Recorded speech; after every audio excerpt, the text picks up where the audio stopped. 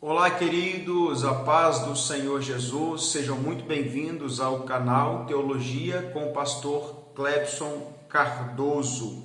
Hoje nós vamos tratar de um assunto um pouco polêmico acerca do que Jesus falou na cruz. No capítulo 27, versículo 46 do Evangelho segundo Mateus, Jesus pronuncia as seguintes palavras: Deus meu, por que me abandonastes? E a pergunta é: Deus realmente abandonou Jesus na cruz?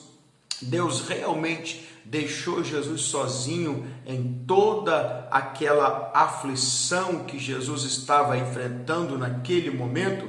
Nós vamos tratar sobre este assunto aqui no canal Teologia com o pastor Clebson Cardoso. Você que ainda não é inscrito, não se esqueça, se inscreva, ative o sininho para você estar recebendo as notificações e também deixe seu like como a quem gostou. E também deixa aí um comentário dizendo o que você acha, se você tem a mesma opinião que a minha ou se a sua opinião é um tanto quanto diferente. Pode deixar seu comentário e a gente vai tentar interagir aí com você, ok? Então vamos lá, porque esse texto está em Mateus capítulo 27, versículo 46, aonde Jesus usa essa expressão Eli, Eli, lama sabachthani, que é Deus meu, por que me abandonastes? Então nós vamos ver o que realmente está acontecendo naquele momento. Se Deus realmente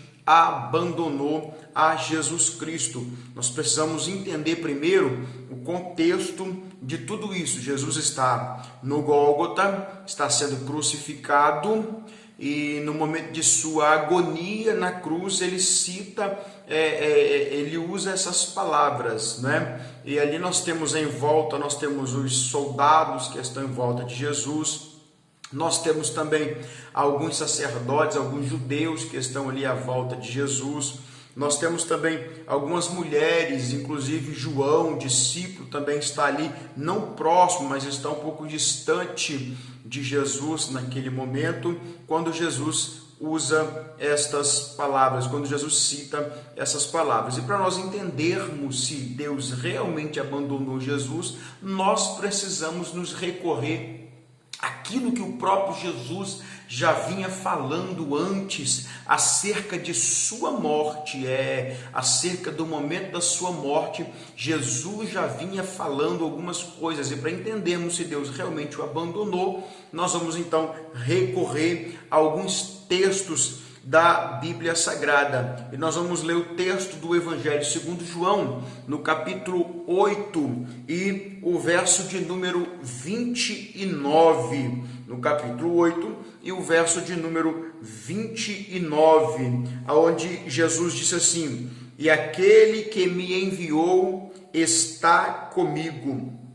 O Pai não me tem deixado sozinho, porque eu faço sempre as coisas que lhe agrada. Olha que interessante que Jesus está dentro de um contexto falando para os judeus justamente sobre a sua morte, e ele vai falar no versículo 29, aquele que me enviou está comigo. Quando você pega essa expressão, aquele que me enviou está comigo, ela traz a ideia no grego, ela traz uma ideia do tempo contínuo, ou seja, mostrando que que Deus está com Jesus a todo um instante.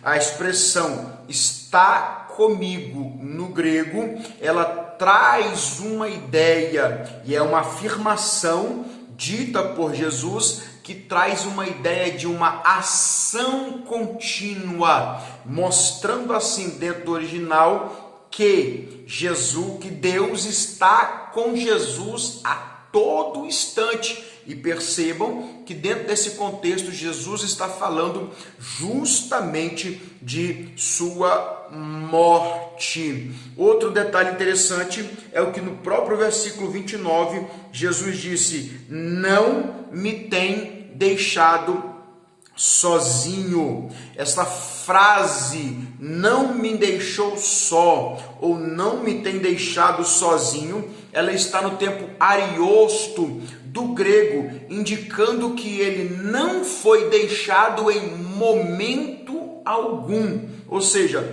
ele não tem me deixado sozinho, ele está comigo a todo instante, mostrando assim então que na crucificação Jesus não está sozinho. Aquele que o enviou para uma obra, aquele que o enviou, a saber, o Pai, a qual Jesus cita diversas vezes, disse que está com ele. É uma ação contínua, é uma presença contínua de Deus ao lado de Jesus.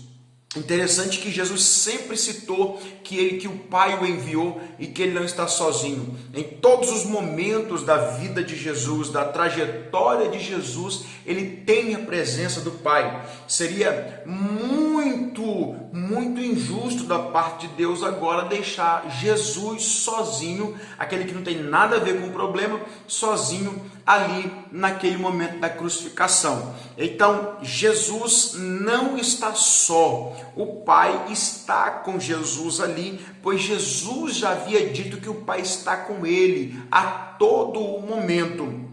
Outro detalhe interessante a frisar é a onipresença de Deus. Dentro da onipresença de Deus, ele está em todo lugar ao mesmo tempo. Então, o que nós temos ali é a não manifestação de Deus Pai naquele momento, porque é o momento em que Cristo está exercendo o ministério sacerdotal e sacrificial, e o Pai está ali presente, sim. Agora, um detalhe interessante a ser observado é por que é que Jesus então usa essa expressão de abandono? Por que é que Jesus então dá a entender que o Pai havia o deixado naquele momento? Bom, essa expressão de Jesus, Deus meu, por que me abandonou? Ela é vista no Salmo de número 22. Salmo de número 22, que é um salmo de Davi, que é conhecido como o Salmo da Cruz, ou o Salmo do Messias sofredor. Bom, nós temos no Salmo de número 22, de fato, uma história que está acontecendo com Davi. Há um sofrimento, há algo que está lhe trazendo dores, há algo que está lhe trazendo angústias, de maneira que ele vai citar o Salmo de número 22. E o interessante é que o Salmo de número 22 inicia justamente com esta palavra, com essa pronúncia de Jesus lá na cruz. O Salmo de número 22, verso de número 1, inicia-se assim: meu Deus, ou dependendo da tradução que você tiver em mãos, vai estar Deus meu, por que me abandonaste? Por que me abandonastes? O salmista está usando essa expressão aqui no Salmo de número 22, expressão que Jesus inicia ela, que Jesus cita ela quando ele está na cruz. Será que nós temos aqui o cumprimento de uma profecia? Será que nós temos aqui Jesus realmente tendo o abandono do Pai? Não, nós já falamos que o Pai está presente com Jesus a todo o instante. Este Salmo de número 22, ele é um salmo conhecido pelos teólogos como o Salmo da Cruz, ou Salmo do Messias sofredor. Agora, um detalhe interessante é que, por que ele é conhecido como Salmo da Cruz ou Salmo do Messias sofredor? Por causa do paralelismo existente entre o Salmo 22 e a cruz. O Salmo 22 e a agonia da cruz. Perceba, há um detalhe há um detalhe no versículo de número 6, quando o salmista diz assim: mas tu, no versículo de número 6, quando o salmista diz assim: mas eu sou um verme, e não homem, vergonha dos homens e desprezo do povo.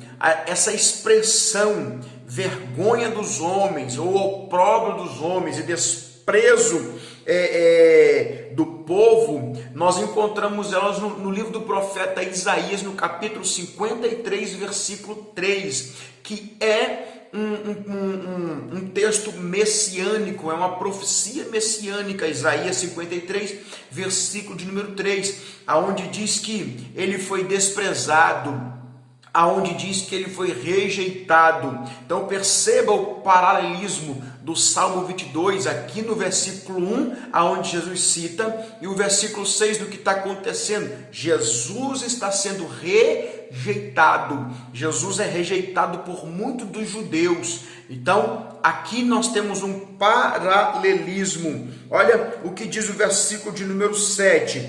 Todos os que me veem riem de mim, para escarnecer, disparam o lábio e sacodem a cabeça, dizendo. Olha que interessante, nós temos esse mesmo paralelismo na cruz, aonde estão zombando de Jesus. Olha a zombaria que fazem de Jesus. Tem uma placa em cima da sua cabeça dizendo Rei dos Judeus. É uma zombaria, uma forma que eles encontraram de zombar de Jesus. Nós temos algumas pessoas gritando: se tu és o Cristo, desce daí, salva-te a ti mesmo. Nós temos soldados dando vinagre para o Cristo beber. Ou seja, o Cristo está de uma certa forma sendo zombado. Percebam o paralelismo desse salmo. Por isso ele é chamado de o Salmo da Cruz, ou Salmo do Messias sofredor. Nós vamos para o versículo de número 18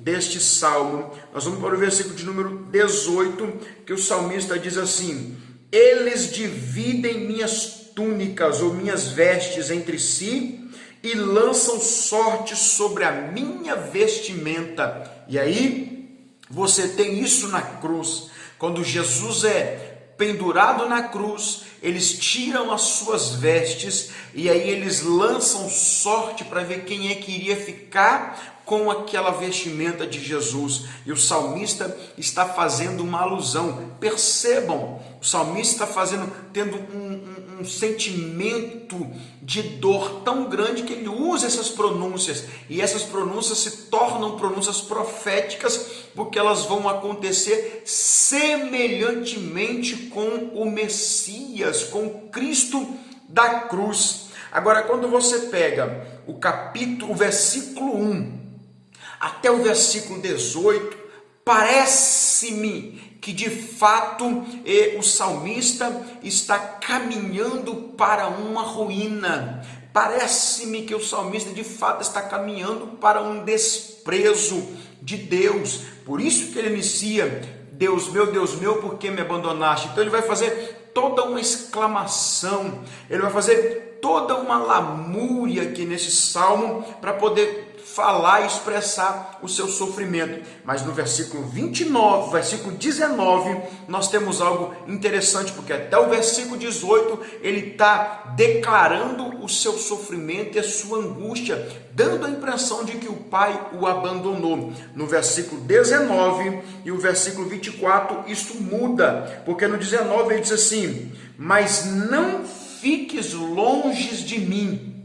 É o clamor do salmista: não fiques longe de mim. E no versículo de número 24 ele diz assim: porque não desprezou, nem abominou a aflição dos aflitos, nem escondeu a face dele, mas quando clamou a ele, ele ouviu. Olha, não escondeu a face deles. Tem uma tradução que diz que ele não se retirou, ou seja, a presença de Deus, dos versículos anteriores, do 18 para trás, ele está revoltado, dizendo: Deus, o Senhor me abandonou, os meus inimigos estão acabando comigo. E aí ele está trazendo coisas para a sua vida que vão acontecer semelhante com o Messias da cruz. Mas no versículo 19, ele já pede a presença de Deus. No versículo 24, esta presença já parece ou já demonstra estar com o salmista. E quando você conclui lendo o versículo 25, ele diz assim: o meu louvor será de ti na grande congregação, o meu louvor será de ti. Ou seja, até o versículo 18, ele está em agonia e está em sofrimento. Depois do versículo, onde ele clama a presença do Pai, e que essa presença é manifesta na vida do salmista, então ele já começa a demonstrar o seu estado de glorificação, o seu estado de honra, e aí ele vai começar a louvar a Deus. O que eu quero dizer com isto? Se o Salmo 22 é um salmo profético, é um salmo da cruz, é o salmo do Messias sofredor, então o próprio Salmo 22 apresenta que o Pai está com ele, embora no início, devido à amargura, devido à angústia que ele se está passando, ele tem esta breve impressão. Inclusive um grande comentarista, Wesley Barclay, ele tem essa definição, ele apresenta a definição de que Jesus está citando o Salmo 22, ele apresenta também uma possível definição de que Deus abandonou Jesus porque Jesus estava carregando sobre si todo o pecado da humanidade, e ele apresenta uma terceira definição, e ele defende ela, de que Jesus ali na cruz do Calvário está sentindo uma agonia tão grande que ele tenta, ou que ele deixa pensar que o Pai o abandonou, e que ele tem o sentimento de que está sozinho ali. E aí ele vai citar o Salmo de número 22. E eu acredito que o que Jesus faz ali não é reclamar a ausência do Pai, porque ele é conhecedor de que o Pai está. Ele pode por um minuto, por um momento, como um homem, porque Jesus está na cruz como um homem, ele pode por um momento como um homem sentir aquela agonia e ter uma impressão de que ele está sozinho, e então ele vai citar o Salmo de número 22, também para que demonstre o cumprimento dessa profecia. Por quê? Por que Jesus cita o Salmo 22? Simples. Lembra que no início nós falamos que tem judeus ali, principalmente alguns sacerdotes, inclusive aqueles que torceram para a sua crucificação? Lembra que eu falei que tem algumas mulheres, inclusive João está ali também?